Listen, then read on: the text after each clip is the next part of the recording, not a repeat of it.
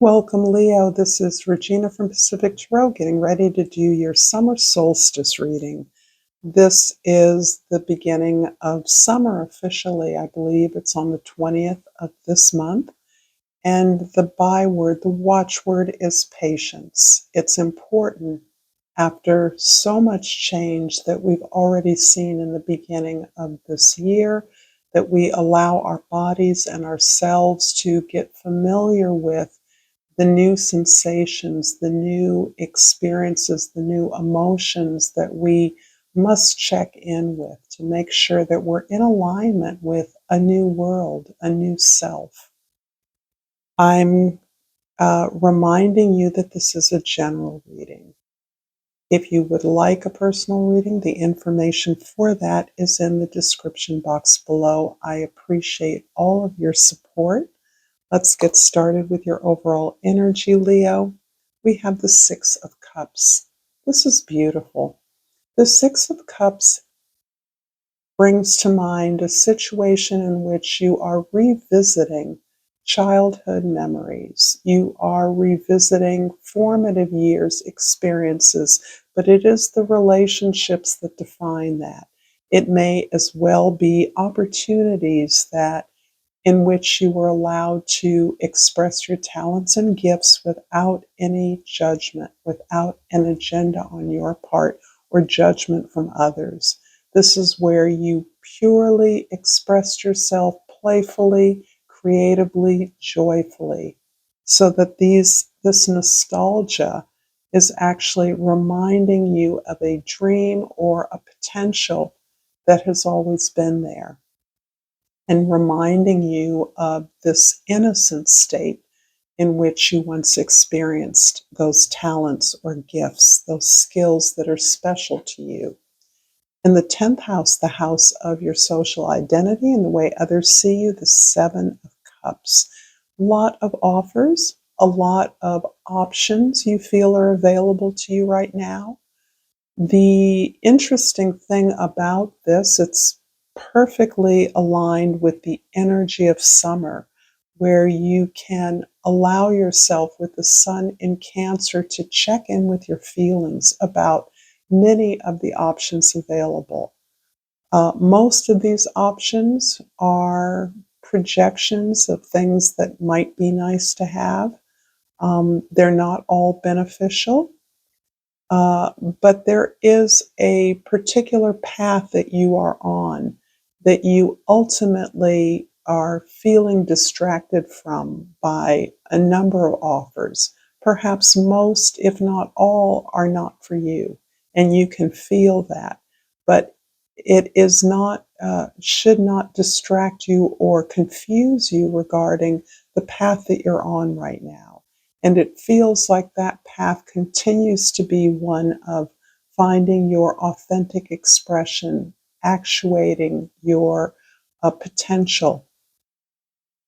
In the first house, this is your perspective, what you're focused on right now. The Five of Wands is about how to work productively with others.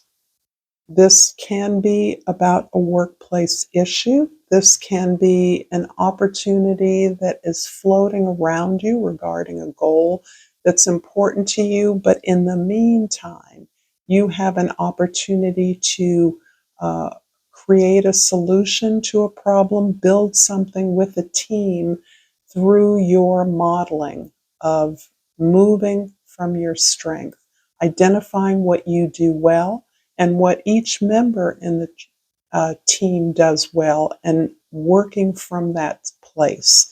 That way, there is no hierarchy, better, best, more capable, less capable. Everybody does what they're good at to the extent that this is possible, and everyone commits to gaining the information, learning whatever tasks or skills, debating, discussing in a way that allows you to create something unique and for everyone to gain the credit from whatever progress you make. In the fourth house, the house of your home, your soul, your family, or your roots, the Magician, there's a new idea that you are formulating, that you are gaining about where home is for you, what constitutes home.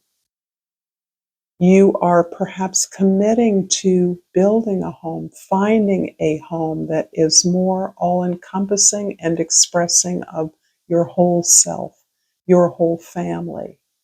There may be a creative project, a home business that you can launch at this time that allows you to center your intentions, your uh, uh, dreams, your potential in your home, at your base. Perhaps it's with family members. Perhaps it is a family business. Perhaps there's a way that you're creating a project that addresses the well-being of the family, the creative potential of a growing family. In the seventh house of significant others, we have the Two of Wands. And this is about you uh, really launching yourself intentionally, allowing yourself to be inspired by your own skills and talents, allowing yourself to be motivated by your gifts that you know are authentic to you, that are central to who you are, and really facing that energy out towards the world as you plan a new way to apply your services or talents in an unfamiliar situation, one that would require growth, one that would require you to learn new things, and thereby satisfying that desire to expand out. I hope this reading is resonating for you, Leo. If so, please like this video, share this with others, comment if you feel so moved to do so, and please subscribe to my channel, Pacific Tarot. That is important for my well-being in YouTube, and I appreciate the love and support. And I pull the happiness card. It seems to me, Leo, you get this a lot. I'm aware that being happy means that I'm on the right path. This is really confirming to me. Oh, goodness. This is really confirming that you are pursuing a path of your destiny, your purpose, your calling, your gifts. And from the Hummingbird Oracle, I have pulled magic in the air. Stay alert for the signs, synchronicities, and messages guiding your flight path. Beautiful. In the first house, the Five of Wands is clarified by the Five of Wands again in the second house, and the Six of Pentacles in the third house. Great. So I see you're understanding the value, the educational value, and the productivity value in other words, how to be most efficient as part of a team, as part of a collaboration by committing to learning, to everyone on the team, learning what needs to be learned to create the solution, to build something that is useful, that is efficient, that will actually inspire others and aligns you to your beliefs. And there's a sense here that your home life, whatever you are building, that comes from your center, from your core, from your foundation, is actually being aided and assisted by the collaboration with others, so that you're working hand in hand with others to lift up this new sense, this project, this effort at intending to pursue your path or your destiny, your gift, to allow that to flower and grow, to challenge yourself in many ways. This is requiring that you balance your relationships. There's a way that you are either a caretaker or you're one who allows yourself to be cared for. And there's a sense here that you're going back and forth between those relationships that do one or the other. So this is part of your striking an equilibrium in your exchanges of energy, so that you're understanding, the clearer you are about what you can give and what you expect in return, and vice versa. That impacts not only those that are assisting in your project, but those with whom you engage consistently at the workplace, at home, to get things done, to accomplish things, to be successful, to be responsible and responsive. The Magician in the fourth house is clarified by the King of Swords in the fifth house and the Moon card in the sixth house. You've got the clarity and the desire to find your own truth at this time. That is a key to your creative expression. You may be writing, you may be using creative writing or journaling as a way of getting in touch with those things that can only unfold as you are expressing them.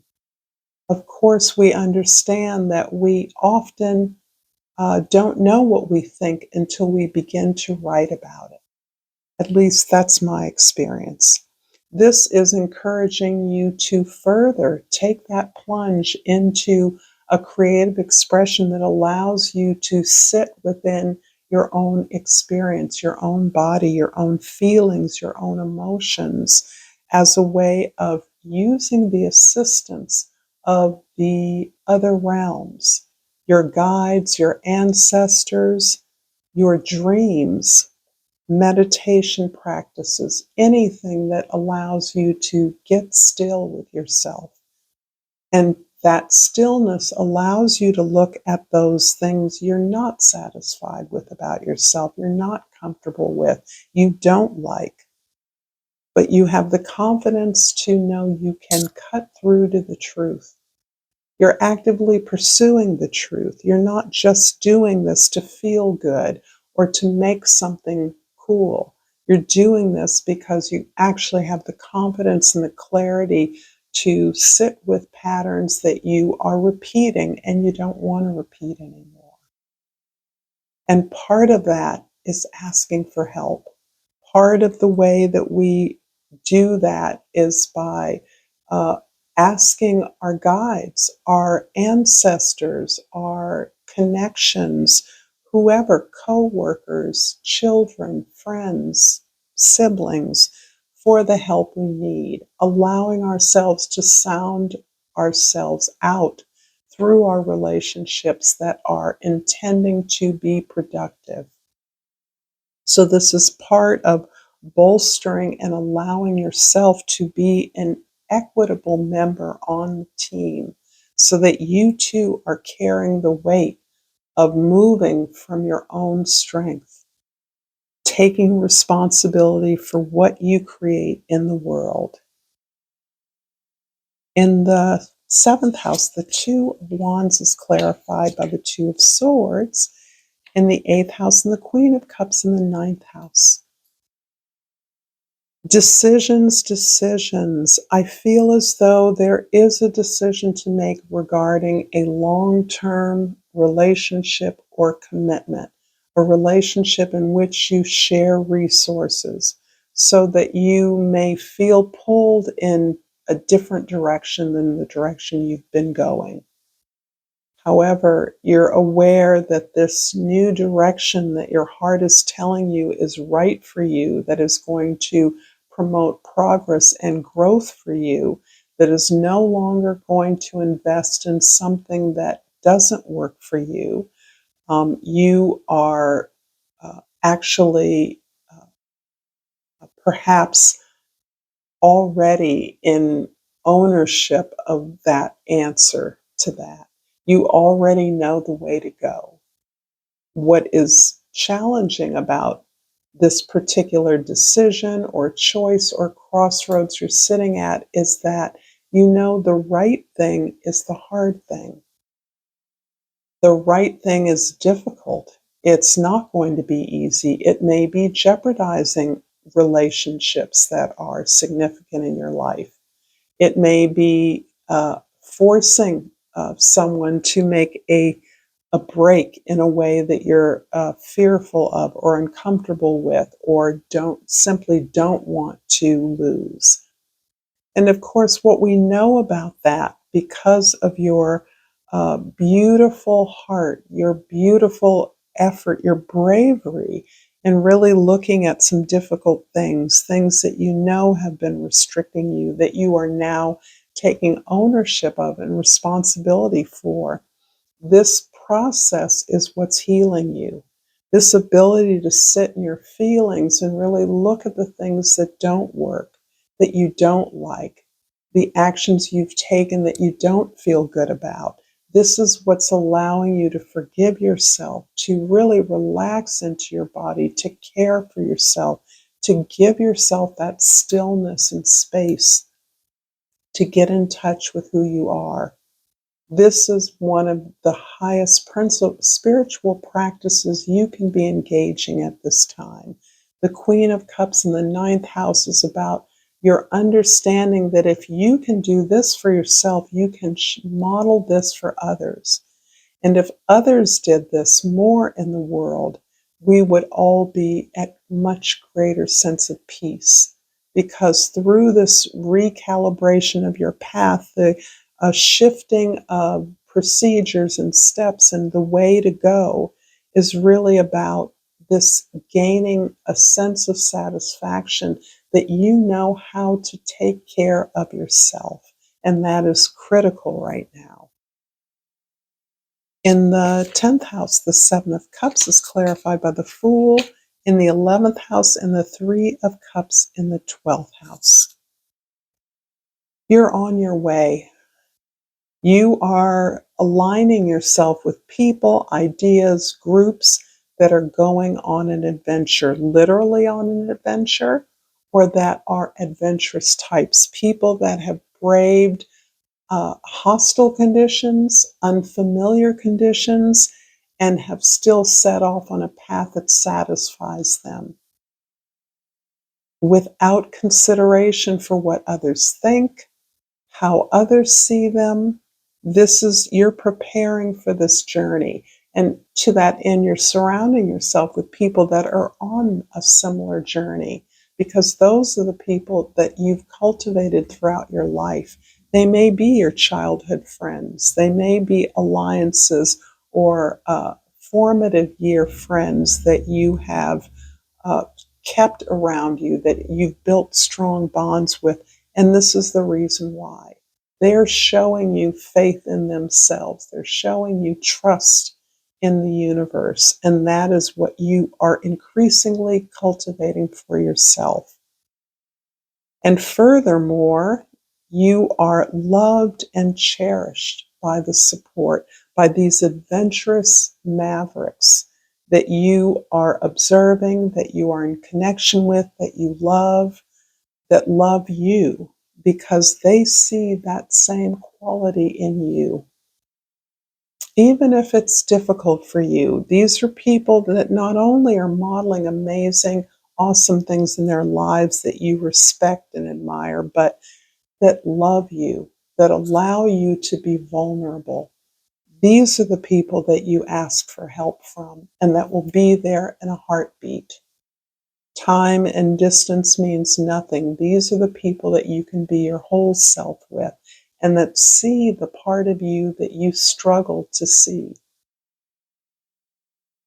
Leo, I am going to pull a Yogic Path Oracle and really hope that this message is helping you in whatever way you need it. And I've pulled Dumavati. And I should know some of these cards by now, but of course it may take me a while. Dumavati is the goddess of disappointment and letting go. You, my darling, have finally realized that all the hardships and struggles you faced were brought on your path for a very important reason. They've shaped you to be the person you are today.